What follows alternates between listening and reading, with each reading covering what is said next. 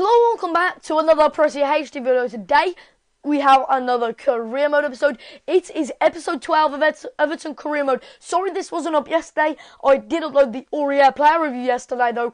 So if you want to go and check that out, make sure you do that. It is at full potential on career mode. Here we have a game against Hull, and just before I get started, I did want to say a massive thank you for 500 subscribers. I am a bit late, let's be honest, but my video back on Tuesday was pre-recorded, and basically the Aurier video was as well. So yeah, I am slightly late. Don't know what I'm on by now when this video goes live. It should be Friday this video goes live, or maybe Thursday, I'm not really sure. But look at that, calm, composed from Lukaku there. What a finish by him. Touches it down and just slices it and passes it really. It was a pass into the bottom right corner of the net. Hull go behind here at the Goodison Park. We are at Goodison Park, aren't we? Yep, we're at Goodison Park. And if I'm honest, that was all. That was the whole first half. One goal in the 11th minute, which led up the whole first half. But Abel Hernandez here, the Colombian striker who played for them in the World Cup. We've passed a few players. James Livermore, formerly of Tottenham. Abel Hernandez now, he draws level, and it was probably deserved. I mean, one of them games where nothing really happens to be cutting edge enough to put in the highlights, but you still feel like you're sort of dictating the tempo, but it's not really a game of many chances. But when they do come their way, well, there we go. Abel Hernandez only just doubling his Premier League tally with 2 goals now. So not a great start for him in the Premier League. But McGeady has it now, and you can see the space on the wing. The centre-back are having a mother's meeting in the middle. Barkley whips it in. Lukaku can't quite get there, and it is scrambled away to safety as the ball is controlled by Jelavic. But Campbell now, the former Arsenal winger that we bought for 2.3 million, runs through the defence. He had a pop at goal. He comes back out to Lukaku. How did he miss that? I'm not sure. But Barkley races away with it. Morales now, the right midfielder from Belgium. Morales cuts inside, finds the space. Morales exploiting the opportunity for a penalty kick. Gets into a bit of a confrontation with Davis in the process. It was coming all game. Davis had been frustrated. He was getting a bit niggled, and you could tell that he was going to end up giving away a penalty and or getting a yellow card or getting sent off, because he was getting frustrated. We were winding him up a little bit with our pace, and there he just shoved his leg out, shifted it onto Morales, and Morales found the opportunity to fall over in the penalty area. Lukaku, though, as sweet as you like it, steps up to the spot. What a save by McCarthy, but it is there! Not McCarthy, sorry. Is it McCarthy? McGregor. But it is there for Lukaku, and for a split second my heart skipped a beat because I thought he'd missed. I honestly thought he had missed. He missed at first. I decided to go down the middle, and it didn't really pay off. But the header, my analog accidentally went slightly too far to the right, and I ended up sort of like hitting the post on the way in. What an insane finish that was by Lukaku. He was collective, stepping up to this penalty spot, but in the end it didn't pay off until the rebound. But here we have Hull City on the kickoff. Jelavic has it from Sagbo. It's passed straight back into our possession. Terrible by Jelavic. Former player, of course. Lukaku, though, goes through, and he has pretty much just sealed it here, as he, as cool as you like, cuts back, dummies the defender, makes the defender be flat on his feet. And it was simple from then on in. The goalkeeper really had no chance because Lukaku pretty much took it around him. It wasn't really like he took it around him fully, but he managed to find the angle in which to take it round him in. Dawson there, of course, the former Tottenham captain, now the Hull captain, he was the one that was done up, and Lukaku found the space right in the corner and really did make the goal look excellent by just putting it right in the corner. Couldn't have got any closer there if he had hit the post. But the ball is headed away in the 90th minute, only to find its feet at Davis. Figueroa has it now. Diame! It was a good strike by the former Fulham central midfielder, but that is the whole game. It is wrapped up here at a 3-1 victory at Goodison Park. Vital victory, and that just gives us more better morale boost going into this game. back at home again for a game against Stoke City now. The January transfer window is approaching quickly. Sorry that I've not got to it already. You guys might feel it's a bit slow, but trust me, it's really difficult with all GCSE schoolwork and all that crap at the moment. But Eto here, he goes through, he slots it home, and early on against Stoke here, we have took the lead. Eto is on fire in the league, in the Europa League, in everything right now, seriously. It was a beautiful lob pass by Campbell just to find the gap. And when you see it from that angle, you really see the perspective of the player, the vision which Campbell had to tap it over to Eto, and Eto sent the keeper the wrong way on the dive, which is probably really not Eto's fault. It was probably the AI's doing, which is really annoying, but Campbell just that vision to see the run, to see the fact that Eto was going to run into that position and see the opening for the goal. But Stoke weren't letting up. They were having a very good game, and that was a bit risky there. Joe Robles clears it away. Of course, Tim Howard is out injured, unfortunately, so we are having to resort to our sub-goalkeeper. And what a propelled header that was. He absolutely drove that into the bar. The bar's still shaking. It clambered back down on the floor, and Joel does claim it gracefully, but McCarthy rolls the ball back here. Eto now has it, driving at the one player that is defending. He let the ball go. He took the trigger, and unfortunately for him, he couldn't quite find the back of the net.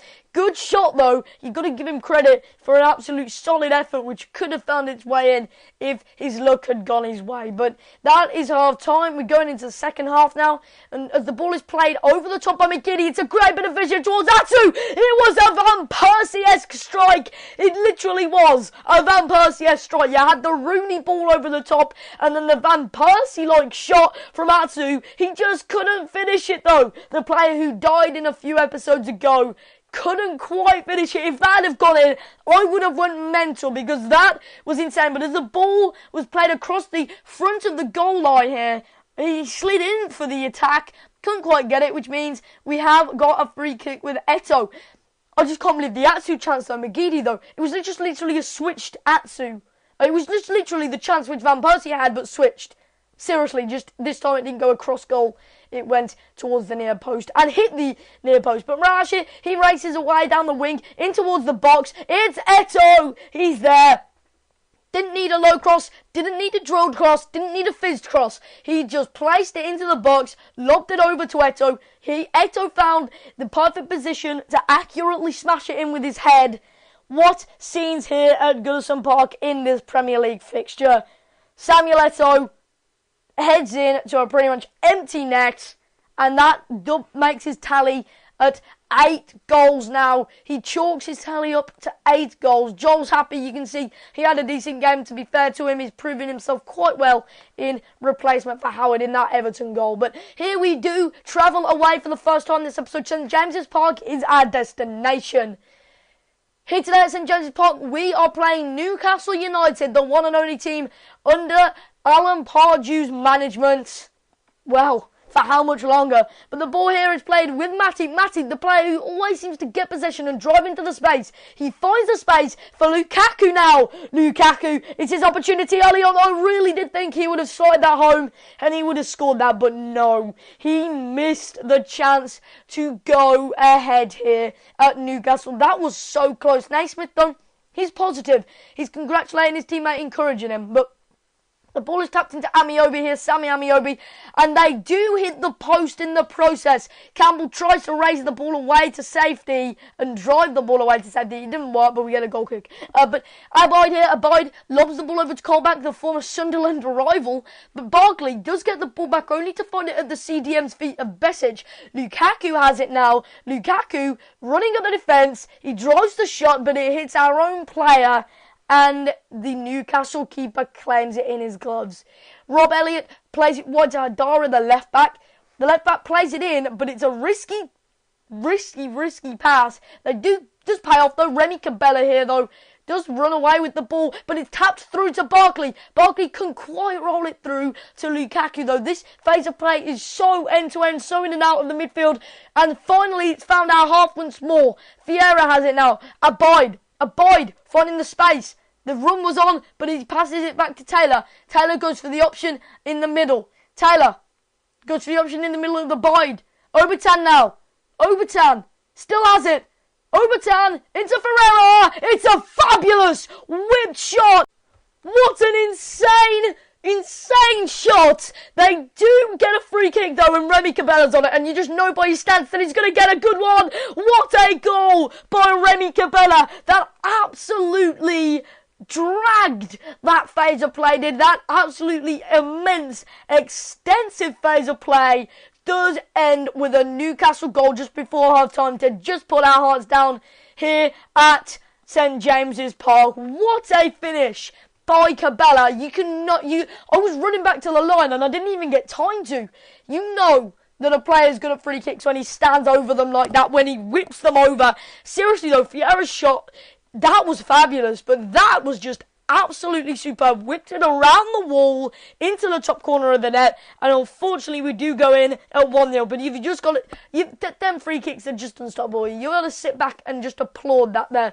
Vieira's shot was good as well, hitting the post in the build-up to that chance. But the ball is tapped into Strootman here. Strootman, the former Roma player that we bought for a massive 15 million, which pretty much is a bargain, let's be honest. But Hibbert, the 33-year-old right back, who is on the decline now, Hibbert drives into the space, finds a great opportunity to play in Lukaku. Lukaku levels it up, cancels out Remy Cabella's fabulous free kick within instantaneous moments, and Lukaku pretty much creating the chance out of nothing. Hibbert, he plays it through to the Belgian striker, and he slots it home to make it 1-1 and level the game off.